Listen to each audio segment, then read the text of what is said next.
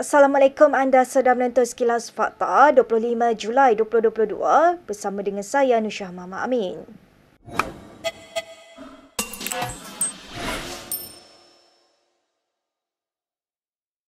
Tidak mustahil bagi BN mengalahkan DAP di Pulau Pinang dalam pilihan raya umum akan datang.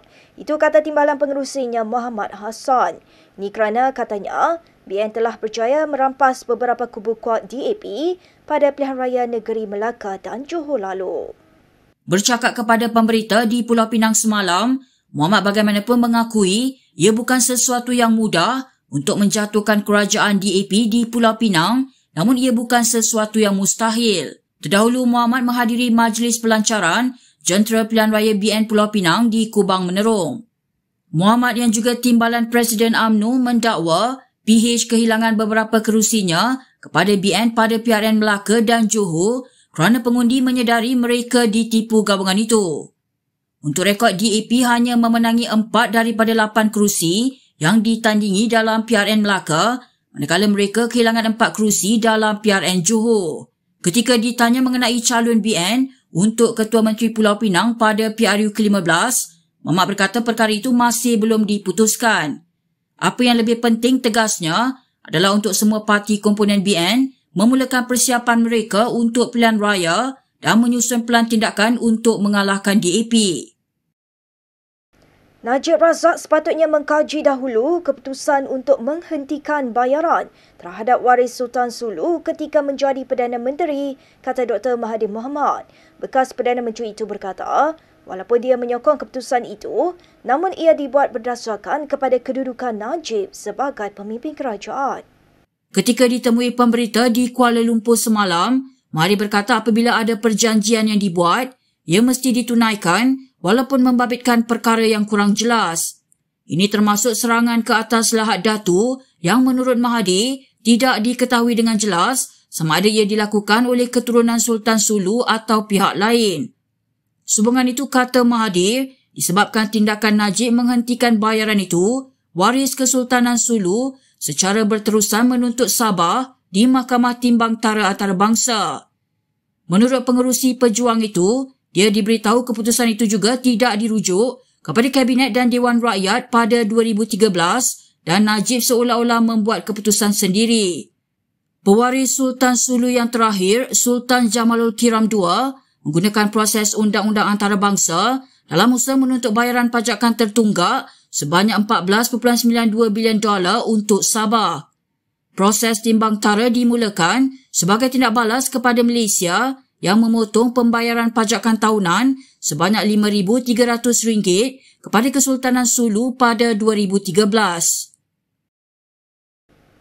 Baik, kita ke perkembangan berikutnya. Perbicaraan rasuah bekas timbalan Perdana Menteri Ahmad Zahid Hamidi hari ini menyaksikan nama Dr. Mahathir disebut sebagai penerima dana Ultra Kirana Sdn Bhd. Menurut salah seorang saksi, bekas Perdana Menteri itu menerima dana berjumlah RM2.6 juta sebagai pembiayaan politik.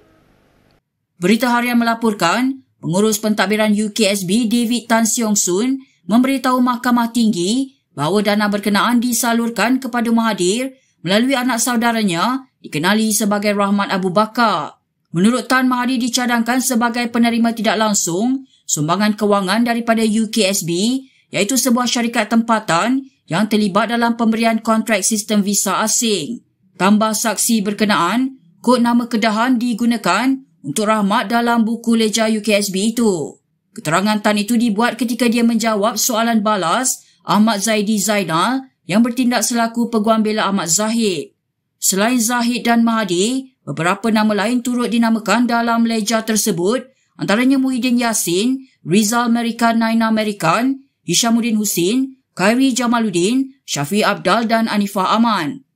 Sebelum ini, seorang bekas pengarah UKSB, Wan Qureshi, memberitahu mahkamah wang yang diberikan kepada Zahid bertujuan mengukuhkan kedudukan syarikat itu sebagai kontraktor Kementerian Dalam Negeri. Baik, sementara itu lebih ramai nama ahli politik dikaitkan dengan buku lejar UKSB dalam perbicaraan kes rasuah Ahmad Zahid Hamidi. Mahkamah Tinggi Shah Alam diberitahu Ketua Penerangan UMNO Syahril Hamdan dan 2 bekas pemimpin MCA antara yang menerima dana daripada UKSB. Menurut seorang saksi penting pendakwaan, David Tan Siong Soon, Syahril dirujuk sebagai expat dalam buku leja syarikat terbabit. Bekas pengurus pentadbiran UKSB itu menjelaskan bekas pemimpin MCA yang dimaksudkan ialah Chan Kong Choi dan Ong Kah Chuan. Penama melaporkan ketika sesi pemeriksaan balas peguam bela tertuduh Ahmad Zaidi Zainal, Tan mendakwa Syahril menerima 1.16 juta ringgit untuk pembiayaan politik. Chan menerima lebih 7.8 juta ringgit, manakala Ong menerima lebih 922,000 ringgit. Syahril didakwa menerima bayaran itu kerana menjadi sekutu rapat kepada Khairi Jamaluddin yang ketika itu merupakan Ketua Pemuda UMNO dan Timbalan Ketua Bahagian Rembau. Sebelum ini, beberapa pemimpin yang dinamakan dalam leja UKSB telah menafikan menerima wang dari syarikat itu. Ketika pemeriksaan balas oleh Timbalan Pendakwa Raya Zender Lim Wai Kiong, Tan berkata tiada keperluan untuk membuat laporan polis berhubung perkara itu memandangkan prosiding mahkamah sedang berjalan. Berita seterusnya. Ahli Parlimen Batu Kawan Kasturi Pato menuntut permohonan maaf Ahli Parlimen Pasir Salak Tajuddin Abdul Rahman atas kenyataan lucahnya di Dewan Rakyat minggu lalu. Dalam surat kepada Speaker Dewan Rakyat Azhar Azizan Harun, Kasturi turut menyenaraikan 9 ahli parlimen yang menyaksikan insiden tersebut.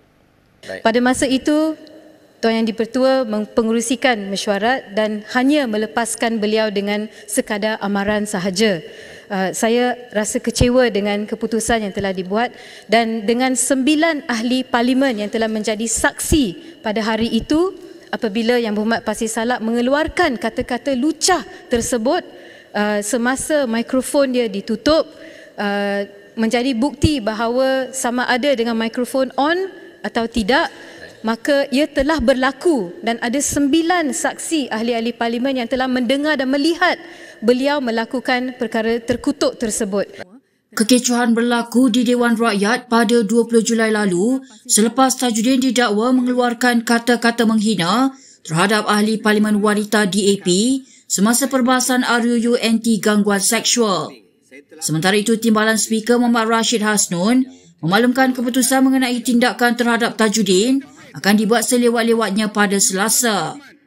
Surat telah pun dihantar kepada Yang di-Pertua dan saya pun menerima surat itu kerana Yang di-Pertua meminta untuk saya mengendalikannya. Jadi saya baru terima surat tersebut dan sedang dalam proses sebahagian daripada saksi pun telah pun sebahagian daripada telah pun saya aturkan pertemuan dengan mereka dan saya akan buat rumusan keseluruhannya dan saya akan berikan jawapannya dalam minggu ini, selawatnya mungkin besok untuk saya buatkan keputusan. Kenyataan Presiden PAS Abdul Hadi Awang yang menyifatkan pengundi yang mengundi PH pada PRU 14 sebagai jahil agama sendiri adalah sangat keterlaluan. Perkara itu dinyatakan Pengarah Komunikasi Pemuda UMNO, Syed Muhammad Johan Rizal, Syed Unan Mashri dalam satu hantaran di media sosial. Katanya kenyataan hari itu menggambarkan seolah-olah hanya mereka yang menyokong PAS sahaja yang celik agama Islam di negara ini. Hantaran itu turut melampirkan keratan laporan kenyataan Hadi yang antara lain berkata PAS sedia bersendirian sebagai kerajaan di Kedah pada PRU ke-15 akan datang. Menurut ahli Parlimen Marang itu, kesilapan yang dilakukan pengundi Kedah pada PRU ke-14 adalah memilih orang bukan Islam dan pihak liberal menjadi wakil rakyat. Dalam pada itu, Johan turut membangkitkan perubahan besar dalam kepimpinan PAS selepas menjadi kerajaan, antaranya tidak lagi memperjuangkan pindaan terhadap Akta 355 bagi membolehkan pelaksanaan sebahagian hukum hudud. Tambahnya kenyataan Hadi berkenaan PAS memerintah Kedah secara sendirian seperti tidak bersyukur dengan kuasa yang diraihnya dalam gabungan kerajaan hari ini walaupun hanya mempunyai 18 kerusi parlimen. Kata Johan lagi, menyifatkan PH lebih teruk berbanding UMNO juga boleh dilihat bukan sahaja menghina parti itu tetapi juga Perdana Menteri Ismail Sabri Yaakob. Baik, berikut beberapa lagi ringkasan berita untuk hari ini.